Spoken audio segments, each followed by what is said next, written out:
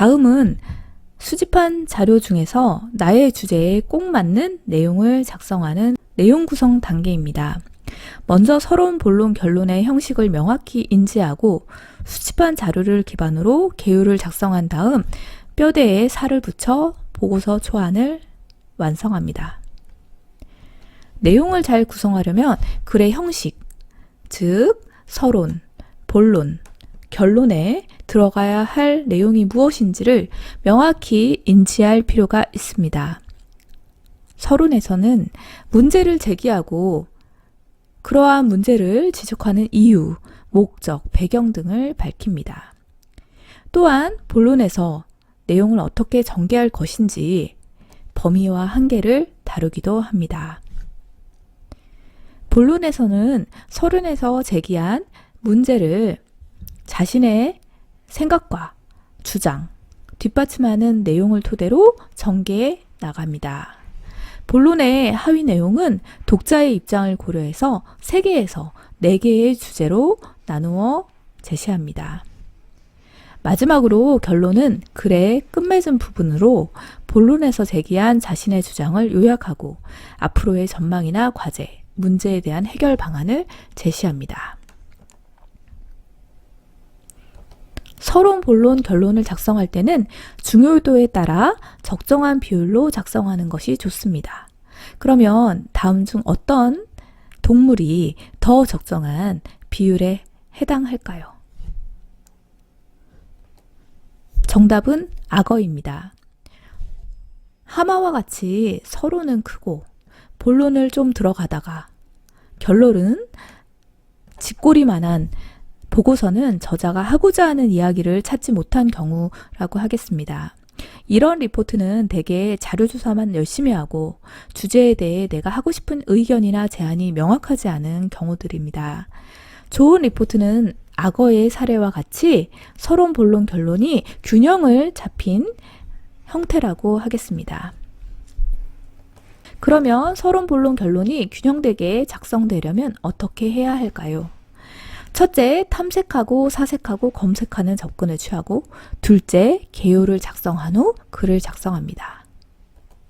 첫 번째, 탐색하고 사색하고 검색하라는 것은 주제에 대한 나의 생각, 가설을 수립하고 이를 검증하는 방식으로 자료를 수집하라는 것입니다. 러닝 퍼실러테이터의 정강욱 대표는 다음과 같이 이야기하였습니다. 답을 보기 전에 내 힘으로 도전하는 것이다. 뇌를 써서 고민하자. 그런 연유에 뭔가 힌트를 주거나 정보를 주면 그 지식은 완벽히 우리 지식이 된다. 좋은 자료를 모으고 적시적소에 활용하는 것도 중요합니다. 그러나 주제에 대한 나의 생각이 명확해지지 않고 그러한 생각을 뒷받침하는 내용이 설득력이 없으면 리포트는 무용지물이라고 하겠습니다. 설득력 있는 리포트는 스스로 문제를 생각해보고 해결 방안을 탐색하는 것이 무엇보다 중요합니다.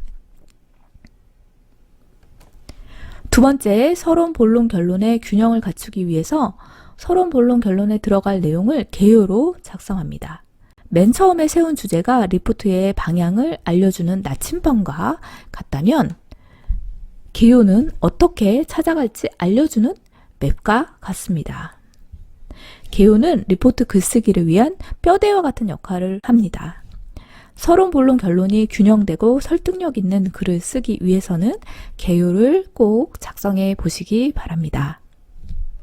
개요를 작성한 후에는 서론, 본론, 결론 형식에 적합한 내용인지, 조사한 자료가 적시적소에 잘 활용되었는지, 세부적인 내용과 출처 정보가 잘 기재되었는지를 살펴보고 수정 보완합니다. 잘 작성된 개요가 목표에 이르는 길을 잘 안내해 드릴 것입니다.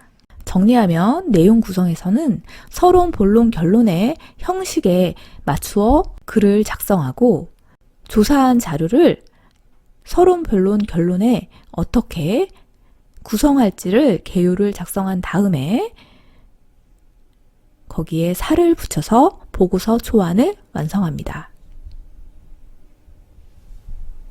네 번째 단계는 글을 작성한 보고서 초안을 보기 좋게 다듬는 내용 편집의 단계입니다. 어니스트 해밍웨이는 이런 말을 남겼습니다. 모든 초고는 걸레다.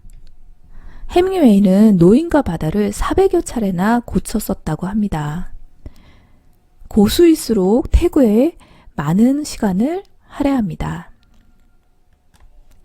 글쓰기와 윤문, 즉 글 다듬기를 할 때 주의할 사항은 다음과 같습니다. 보고서는 구어체가 아닌 문어체를 사용합니다. 긴 문장은 이해되기 어렵기 때문에 짧은 문장으로 간결하게 표현합니다. 또한 한 문장에는 하나의 주제만, 한 단락에도 하나의 주제만 포함되도록 합니다. 메리트, 영끌 이런 은어라든지 우리말로 이해하기 어려운 말은 이해하기 쉬운 용어로 바꾸어 사용합니다. 과도한 수사적 표현은 삼가하고 너무 반복적인 표현은 피하도록 합니다. 끝맺음을 개조식이든 비개조식이든 한 가지로 통일을 합니다. 접속사는 꼭 필요한 상황이 아니면 제시하지 않고 너무 빽빽하지 않게 여백의 미를 살릴 수 있도록 구성하는 것이 좋겠습니다. 보기 좋은 떡은 먹기도 좋지요. 마찬가지로 읽기 좋은 레포트가 보기도 좋고 점수도 잘 나옵니다. 글의 내용을 잘 다듬은 다음에는 쪽번호를 매기고 출처를 표기합니다. 특히 10페이지 이상의 내용인 경우에는 목차를 작성하는 것이 평가자가 파악하기에 용이합니다. 남의 것을 갖다 쓸 때 출처를 표기하지 않으면 표절의 문제에 휘말릴 수가 있습니다. 특히 참고문헌은 학생이 다양한 출처를 조사했는지, 리포트의 질이 어떤지 판가름하는 단서를 제공하기 때문에 인용하든 안 하든 참고한 자료를 모두 충실하게 기재하는 것이 중요합니다. 다음은 이러한 출처를 어떻게 표기하는지 방법을 안내하고 있습니다. 출처는 본문의 각주의 형식으로 제시할 수도 있고 또한 마지막 페이지에 참고문헌이라고 다 모아서 작성을 합니다. 먼저 각주에 대해서 살펴보도록 하겠습니다. 각주 중에서 출처를 글 안에 써놓는 것을 이렇게 내주라고 부릅니다. 그리고 각 글에 해당하는 각주를 하단부에 모아서 작성하는 것은 외주라고 합니다.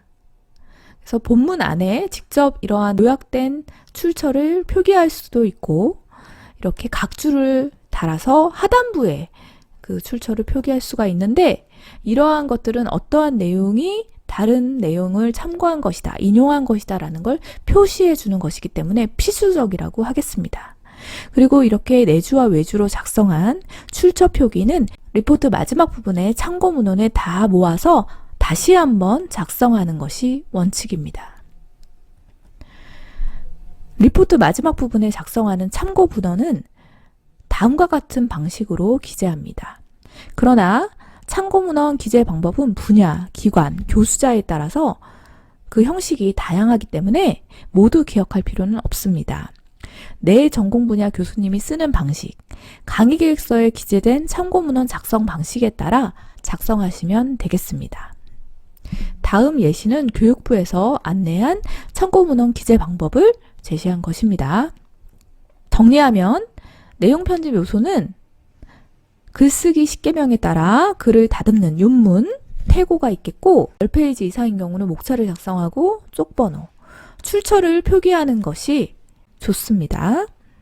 이 밖에도 단락 나누기, 번호 체계, 도표 그리기, 그래프 만들기 등 다양한 편집 요소가 있습니다.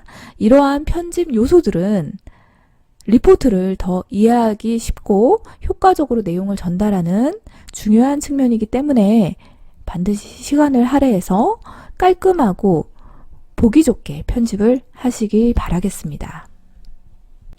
마지막 단계는 마무리 검토하는 단계입니다. 혹시 표지에 과제명이나 교과목명, 교수명, 작성자 성명, 학번이 빠졌는지 잘못 기재되었지는 않은지 살펴보시고 파일명에도 교과목명과 작성자 성명, 학번이 기재되어 있는지 확인해 보시길 바라겠습니다.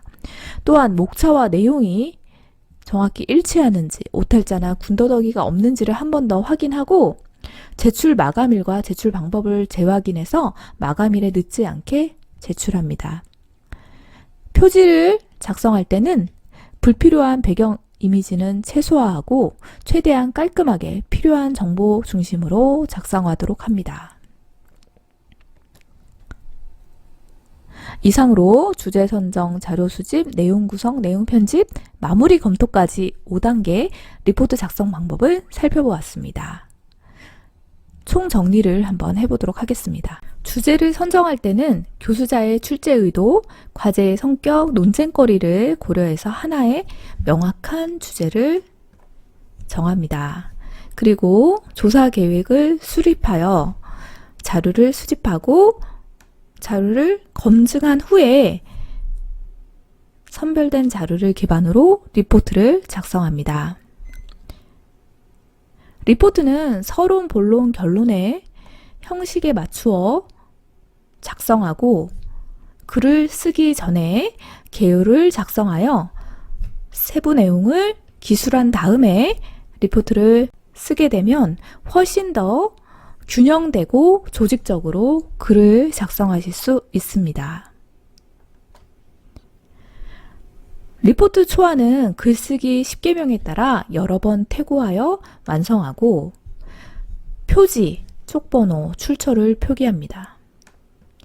출처의 경우에는 본문 안에 내주나 외주 중에 하나를 정해서 인용한 정보에 대한 출처를 표기하고 마지막 페이지에 참고 문헌에 모아서 다시 한번 기재합니다. 그리고 10페이지 이상의 장문의 리포트의 경우에는 목차를 작성해서 내용을 한눈에 파악하기 좋게 구성합니다.